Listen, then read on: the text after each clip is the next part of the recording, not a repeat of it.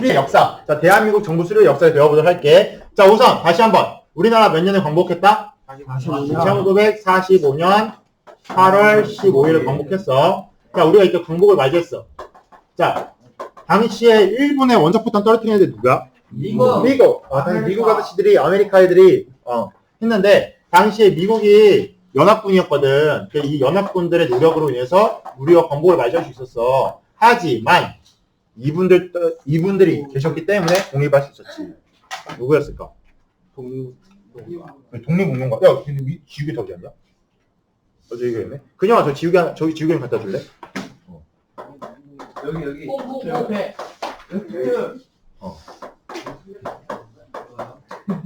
그거.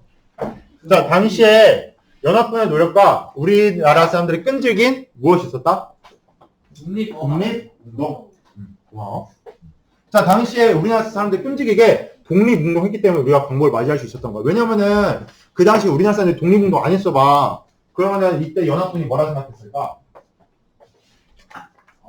의지가 없네. 그렇지. 저 사람들은 나라를 뺏겼지만 나라를 뺏기 의지가 없는 제공이 꽤 의지가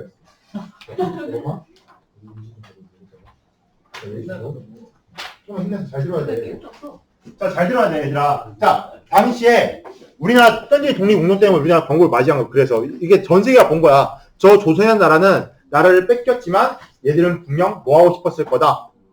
독립을 되찾고 싶었을 거다. 안 거지. 그래서 우리가 현재 독립운동해서 그랬고, 이때 우리 조선 내부에서 당시에 우리가 광복을 하면은 소련과 미국이 올 걸 예상했던 분이 있었어. 그분이 여훈영 선생님이야. 이 여훈영 선생님께서 조선 건국 동맹이라는 단체를 만들어서 우리 독립을 준비하고 있었거든. 이게 광복을 맞이한 거야. 독립을 했어. 그러니까 여훈영 선생님께서 이 조선 건국 동맹을 바꿔 이름을 조선 건국준비위원회로. 조선 건국준비위원회. 짧게 그냥 건준이라고 그러는데, 당시에 여훈영 선생님께서 조선 건국준비위원회 위원회를 만드시거든. 학습지 동그라미 2번에 들어갈 때 그래서 조선 건국준비위원회. 조선 건국준비위원회. 당시에 여훈영 선생님께서 이걸 만드셔서 소련과 미국이 우리나라에 들어오기 전에 내가 빠르게 뭘 수립해야겠다? 뭘 만들어야겠다? 나라. 정부를 수립해야겠다 생각해서 만든 단체가 조선 건국준비위원회야. 하지만 이거를 당시에 미국이 인정하지 않아. 당시에 미군정이 이걸 인정하지 않아. 왜 그랬냐면은 당시에 한반도를 그려볼게. 자, 한반도가 있어. 한반도 몇 도선을 기점으로 쪼개졌지? 38선. 위도 경도. 위도. 1시간 배웠지? 위도 경도. 위도 38선. 위도 38선을 기점으로 남과 북으로 쪼개져 있는데, 이때 광복을 하자. 남쪽에는 어떤 나라 들어왔지? 미국. 아메리카. 미국인들이 들어왔어. 미국. 북쪽은 소련. 소련은 무슨 줄임말? 뭐의 줄임말? 소련. 소비에트 연방. 소련. 잘 얘기했어. 당시에 이 소비에트 연방이라는 건 뭐냐면은 러시아에서 사회주의 혁명이 일어났어. 그래서 레닌의 사회주의 혁명이 일어나고 나서 이때 사회주의 국가들이 만들어지고, 이 사회주의 국가들의 연합체가 소비에트 연합이었어. 그 당시에 미국과 소련이 우리나라에 왜 들어왔냐면은, 미국은 연합군이었기 때문에 우리나라를 공격해서 당시 일본군을 몰아내고 우리나라에 대한 그 영향권이 인정이 되었어. 그럼 소련은 왜 들어왔냐?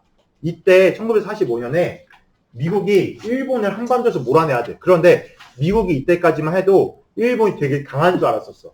되게 강한 줄 알아서 당시에 소련을 찾아가서 뭐라고 했냐면은, 야, 소련, 우리가 한국 독립시켜줄 건데 이때 독립시켜주려면 일본을 몰아내야 된다. 근데 미국만으로는 어려울 것 같다. 너네가 좀 도와주렴 한 거야. 그래서 이때 작전이 뭐였냐면은 38선을 기점으로 미국과 소련이 각각 군대를 보내서 점령을 하는 게 얘네 목적이었어. 그래서 미국이 약속을 한 다음에 일본에다 뭐 떨어뜨렸지? 핵폭탄 떨어뜨렸어. 원자폭탄 떨어뜨렸더니 일본이 바로 항복해버려. 왜냐면은 원자폭탄이 너무 세. 그러니까 한반도에 무혈 입장을 한 거야. 미국과 소련이. 야, 소련도, 야, 미국, 너네가 약속했지. 우리가 38선 위로 된다고 해서 소련이 북쪽으로 오고 미국이 아래로 온 거야. 그런데 얘네들이 왜 왔냐면은, 당시에 미국은 자유주의 경제체제에 대표하는 나라였고, 소련은 사회주의 공산주의에 대표하는 나라야. 그러니까 얘네가 서로 이때 냉전이라 그래서 자기 편 만들기 시작했던 때야. 이때 대한민국이 자유주의 국가가 될 거냐, 사회주의 공산주의 국가가 될 거냐 가지고 얘가 싸운 거야. 서로 자기 편을 만들어야 되니까. 그런데 이때 대한민국 사람들은, 여기 살던 사람들은 공산주의자가 많았을까? 자유주의자가 많았을까? 누가 많았을까? 이때만 해도 사회주의 공산주의가 훨씬 많았어. 왜냐면은 사회주의 공산주의는 누구를 위한 정책을 좀 많이 펴? 그렇지. 그러니까 사회주의 공산주의 목표 자체가 모든 사람들이 다 행복하게 살 수 있는 제도를 만들자는 거야. 궁극적인 목적은. 그래서 당시에 노동자와 농민들을 위한 정책이 좀 많았거든. 그러다 보니까 농민과 노동자가 많은 인구수에 비해 훨씬 많잖아. 그러니까 여기에 사회주의 공산주의가 훨씬 많았어. 그러니까 미국이 봤더니 이 나라 냅두면은 무슨 나라가 될 가능성이 커? 사회주의 국가가 될 가능성이 커. 그래서 미국이 어떻게 하면은 우리는 이 남한 지역을 직접 통치하겠다 그래서 미국은 여기를 직접 통치하게 되면서 이거를 미군정이라고 그래. 미국이 직접 정치한 시대. 그래서 미군정. 그래서 1945년부터 48년까지 미군정이 들어와서 직접 통치하게 되었고, 반면 북쪽을 봤더니 여기는 사회주의자를 잘 살고 있던 거야. 여기 소련이 야, 여기 냅둬도 사회주의 국가가 되겠는데 해서 여기를 간접 통치하게 돼. 우리가 도와주기만 할게. 너네가 알아 통치해라 해서 소련이 여기를 간접 통치했었어. 그리고 이때 건국하고 수많은 외국에 있었던 누가 들어왔을까? 외국에 나가 있었던 독립운동가들이 이때 들어와. 대한민국 임시요원들이랑 임시정부 사람들이랑 독립운동가들도 대한민국에 들어오게 되었어. 이게 건국 직후의 상황이야. 자, 그러면은 이 다음에 어떤 일이 있었냐면 1945년 12월에 모스크바 어딨어? 러시아 3국 세 개의 나라의 외교관들이 모여서 회의를 했어. 외교관들이 모여서 외상들이 모여서 회의를 했는데 이때 3국 어떤 나라가 있었냐면은 소련과 미국. 여기 하나 더 있냐면은 영국이야. 영국이야.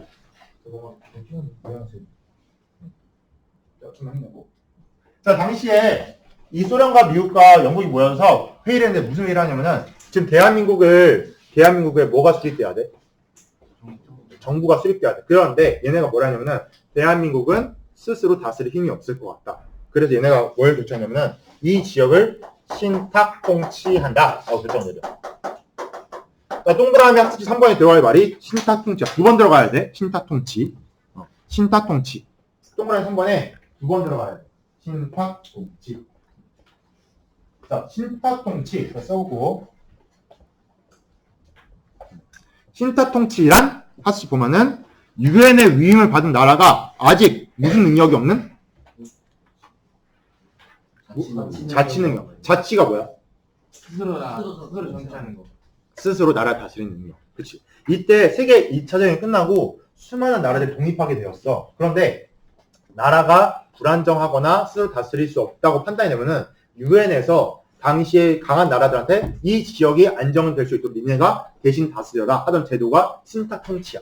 이때 모스크바 3국 외상에 의해서 우리나라를 대상으로 신탁 통치를 결정내린 거야.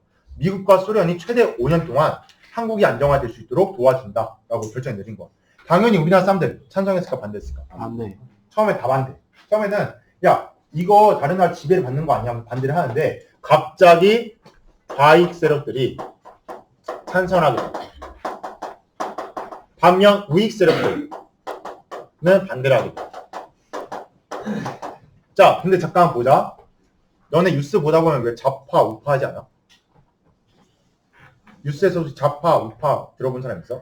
네. 좌파, 우파. 좌파가 뭐 같아? 진보. 맞아. 진보가 좌파야. 우파는? 보수야. 그럼 진보랑 보수부터 한번 개념 설명해보자. 진보는 뭐야? 앞으로 나아가자. 앞으로 나아가자. 보수는? 여기서 멈추자. 여기서 멈추자. 지금 유지하자.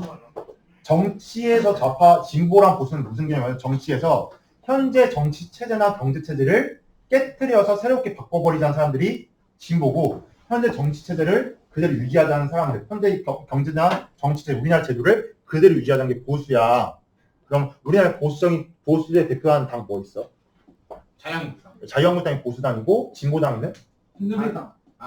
더불어민주당. 더불어민주당이나 진보당이 좌파지. 이제 진보정당인데 그런데 왜 진보가 왜 좌파냐? 보수가 왜 우파냐? 왜 그러냐면은 프랑스 혁명 때부터 이게 결정이 됐어. 프랑스 혁명 왜 일어났어? 왕 때문에. 무슨 왕? 누구? 루이 14세. 루이 14세? 루이 16세. 루이 16세. 루이 16세가 전제정치, 절대왕권을 하니까 얘를 죽인 사건이 프랑스 혁명이었잖아. 이때 프랑스 혁명을 일으켰던 국민의회에서 사람들이 국민 이해가 열렸잖아. 시민들 대표가 와서 국민의 자리에 앉았잖아. 이때 우리 정치 체제를 공화정으로 바꿔버려야 된다. 대통령을 뽑으면 공화정을 바꿔야 된다고 주장했던 사람들이 왼쪽에 많이 앉았고, 아니다, 왕정 체제를 유지해야 된다는 사람들이 오른쪽에 앉았거든. 그래서 이때부터 진보 세력은 좌파, 좌익, 보수 세력은 우파, 우익이가 불리게 되었어. 그런데 생각해보자. 자본주의가 먼저 탄생했을까? 사회주의가 먼저 탄생했을까? 산업혁명 이후에 자본주의가 먼저 탄생을 했어. 현재 체제, 그럼 보수는 현재 체제를 유지하자는 애들이니까 자본주의는 거의 다 우익이 된 거고, 반면에 국가 경제에 개입을 해서 사람들한테 이권을 나눠줘야 되는데 사회주의는 좌파에 많은 거지. 그래서 진보니까 이런 식으로 개념이 나뉜 거야. 이건 그냥 상식으로 알아둬야 되고, 이때 좌익들은 신타통치 찬성하게 돼. 왜 찬성했냐면은 당시에 얘네가 나라를 내신 다스리는 게 아니라 새롭게 정부가 수립될 때까지 얘네가 도와준다는 개념이었거든. 그래서 얘네는 그냥 찬성. 얘네는 그래도 우리 싫다. 반대를 했던 거지. 자, 그래서 당시 우리나라 신다통치를 하게 된 미국과 소련이 회의를 했어. 1946년에 야, 우리가 대한민국을 신다통치해야 되는데 회의를 한 거야. 그래서 제1차 미국과 소련이 회의를 했어. 그래서 미소 공동위원회라 그래. 제1차 미소 공의가 열렸어. 제1차 미소 공의가 열려서 뭘 회의했을까? 무슨 내용을? 응? 땅? 어디 세력이 정치 세대 응. 얘네가 회의한 게 이제 대한민국에 뭘 만들어야 돼? 정부를 만들어야 돼. 맞아. 이제 얘네가 신탁통치하는 동안에 신탁통치가 끝나면 대한민국 정부가 수립돼야 돼. 그럼 정부에 참여할 사람들, 대한민국 사람들이 이제 포섭해야 되는데 그 사람들을 어떻게 할 거냐 가지고 얘네가 회의를 한 거야. 그런데 이때 소련에서 뭐라 그러면은 야, 새롭게 수립될 정부에는 신타통치에 찬성하는 사람들만 포섭해야 된다라고 주장을 해. 왜 그랬을까? 사회주의요. 그치. 지금 신타통치 찬성하는 사람들 누구밖에 없어? 사회주의. 그러니까 얘네만 정부 뿌린 정부를 운영하는데 참여 세력으로 시키면은 대한민국 정부는 어떻게 되는 거야? 무슨 주의가 되는 거야?